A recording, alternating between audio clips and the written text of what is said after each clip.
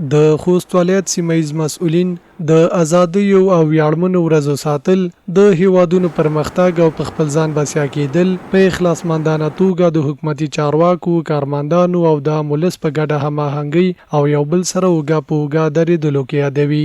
دوی د غراز افغان ولس نه ماتېدونکی او له زغم څخه ډک ولس یادوي او زیاتوي چې افغانان د ازادۍ او له ویاړونو ډکې ډېرې ورځې لري چې باید افغانان شکرګزاري ترسره او د بقا په خاطر یې له زړه نه کار وکړي. مونږ په خپل ملت او په خپل ولس ویاړو.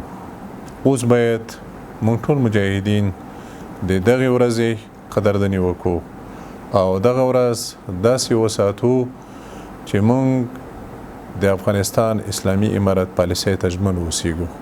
د افغانستان اسلامي امارت پالیسي هغه دا ده چې مونږ باید د افغانستان ځورېدلی کړېدلی ولس په خپل غېږ کې ونیسو. دوی ته باید هوساینه ډاډ او اطمینان راوړو او د خپل ولس سره د زړه له کومې خواخوږي وښیو. د غراز د خوست ولایت د امنیه قمنداني مسؤلین هم د هیواد پرمختګ او بقا د ولسونو په یووالي او ګډ کار کې بولي او خوست میشتو ته د پوره امنیت ډاډ ورکوي.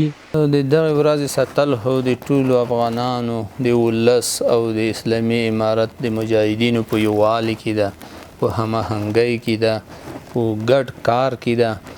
باید ټول ولس خپل نظام په ګډه کار وکړي، نور چاته د دې مکاور نه کړي چې زموږ د اسلامي امارت اسلامي نظام ګډ وډ کړي.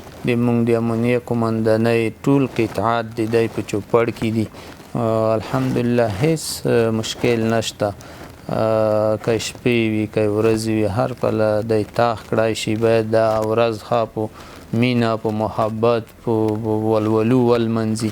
د یادولو ده چې د اسد 24مه یا د امریکا په مشرۍ د ناټو اشغالګرو هیوادونو څخه د افغان غیور ولس د ازادۍ یوه لویه او له ویاړونو څخه ډکه ورځ ده چې د زرګونه بېګناه هیوادوالو په قربانیو د الله تبارک وتعالی جل جلاله په مرسته او لورینه لاسته راغلې ده.